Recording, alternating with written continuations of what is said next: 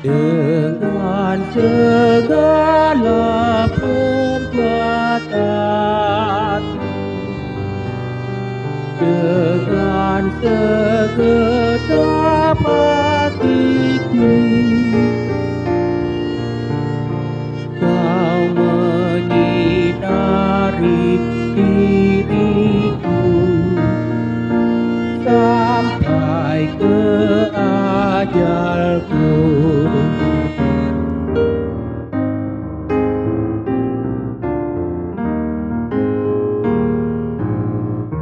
Tuhan holongi hololungku,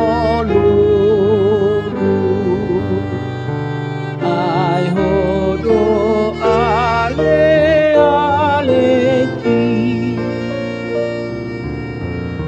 sai nai totong ho pudioku, nalele kau sinonami, tolong mapoli rohaki, Diho oh Yesus ki.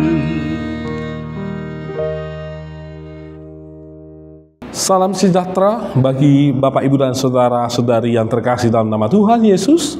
Mari kita Bapak, Ibu, dan Saudara-saudari persiapkan waktu dan kesempatan kita untuk mendengarkan firman Tuhan.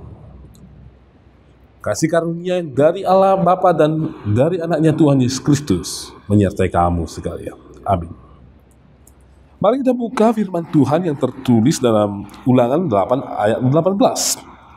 Tetapi haruslah engkau ingat kepada Tuhan Allahmu, sebab Dialah yang memberi kepadamu kekuatan untuk memperoleh kekayaan, dengan maksud meneguhkan perjanjian yang diikrarkannya dengan sumpah kepada nenek moyangmu, seperti sekarang ini.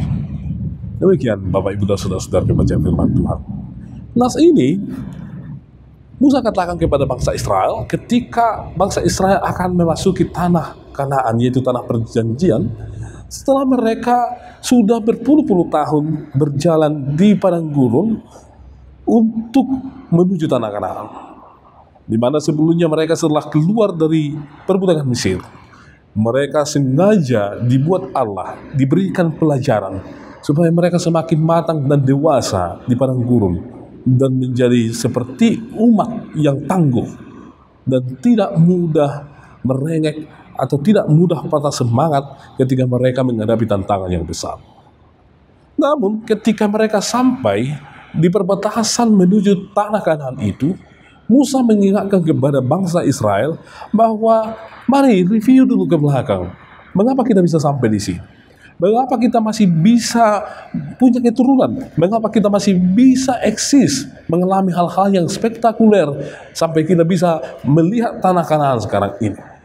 Itu bukanlah hasil kekuatan fisik kita, bukan karena strategi kita dalam peperangan yang hebat, bukan karena pengalaman kita yang hebat di padang gurun untuk menaklukkan alam, atau bukan karena kehebatan kita menaklukkan Raja Mesir dan tentaranya pada waktu itu, atau kehebatan kita di dalam menaklukkan beberapa hal yang sangat sukar ditaklukkan oleh manusia pada masa itu, Bapak, Ibu, dan Saudara.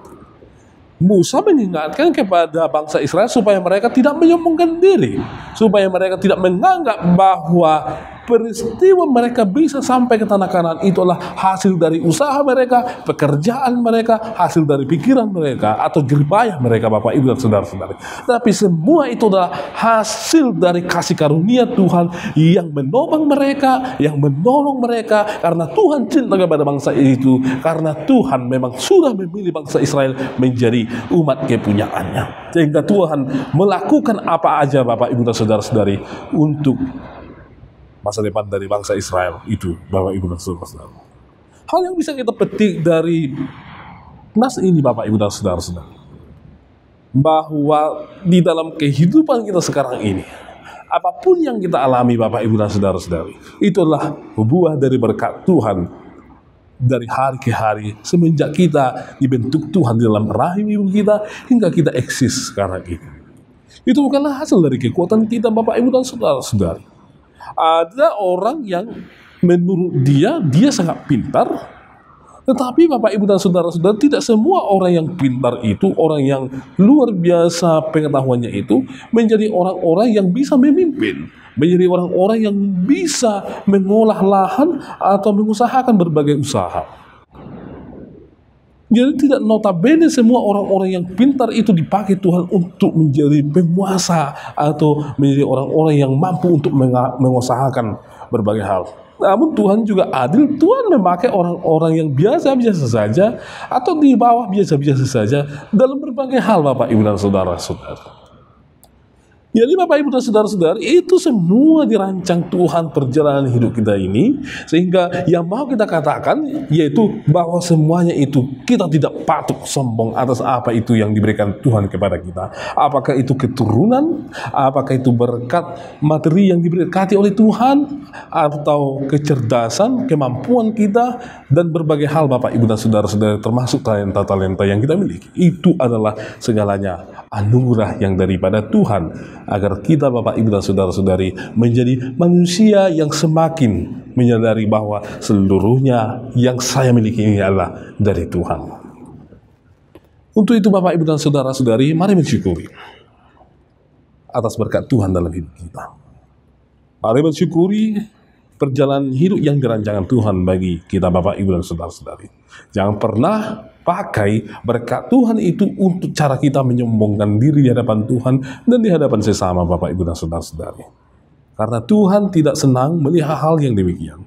Tuhan tidak menyombongkan diri di depan ciptaannya, tetapi justru Tuhan sangat mengasihi ciptaannya, dan Dia memperkenalkan dirinya melalui Yesus Kristus dalam kesederhanaan. Tidak ada yang sombongkan Tuhan Yesus Kristus ketika Dia hadir bersama-sama dengan umatnya, itu umat manusia di tengah-tengah dunia ini. Walau Tuhan itu sendiri yang mencipta, Tuhan itu yang memelihara, walau Tuhan itu yang melakukan berbagai hal-hal yang luar biasa di tengah-tengah kehidupan umat manusia, bahkan kehidupan seluruh ciptaan di jagat raya ini, Bapak, Ibu, dan saudara-saudari. Hal ini patut kita teladani. Yang saya miliki adalah berkat yang daripada Tuhan. Saya akan mengucap syukur kepada Tuhan. Yang saya rasakan hari ini adalah dari Tuhan. Saya akan mengucap syukur kepada Tuhan, apapun kondisinya, Bapak, Ibu, dan saudara-saudari. Amin.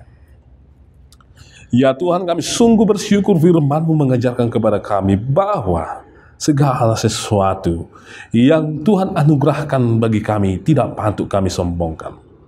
Karena Tuhan telah lebih dahulu mengasihi kami.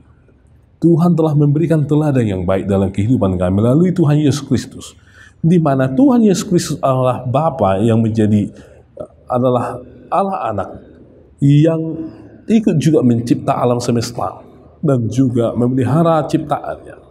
Namun ketika Dia menjadi manusia, tidak menyombongkan diri sebagai manusia, ya Tuhan, tetapi mengasihi seluruh ciptaannya dan mau rela menyerahkan nyawanya untuk keselamatan kami umat manusia. Untuk itu Bapa, kiranya Engkau yang menaruh Roh-Mu dalam hati kami, agar kami tidak jatuh kepada dosa kesombongan, yang menganggap segala sesuatu yang kami miliki adalah hasil dari jeripaya kami, kekuatan kami, pikiran kami. Tetapi kami semakin merendahkan diri di hadapan-Mu, dan semakin rendah hati yang mengatakan bahwa inilah berkat yang daripada Tuhan yang dianugerahkan bagi saya. Berkatilah ya Tuhan umat Tuhan dimanapun mereka berada. Demikian juga dengan gereja ya Tuhan. Engkau yang berkati pelayanan tengah-tengah gereja. Jauhkanlah ya Tuhan umat-Mu dari para bahaya, dan gereja juga ya Tuhan. Serta berkatilah bangsa dan negara kami. Lindungilah ya Tuhan. Berkati para pemimpin kami ya Tuhan, sehingga mereka bersuka cita untuk mengerjakan tugas dan panggilan mereka yang Tuhan anugerahkan menjadi para pemimpin yang mengusahakan bangsa kami ini agar semakin makmur, sejahtera, dan adil ya Tuhan. Ampuni ya Tuhan kami atas segala dosa dan kesalahan kami, sehingga kami layak di hadapan-Mu. Hanya dalam Kristus Yesus kami berdoa. Amin. Anugerah dari Tuhan Yesus Kristus, kasih setia dari Allah Bapa, dan persekutuan dari Roh Kudus menyertai kamu sekalian. Amin.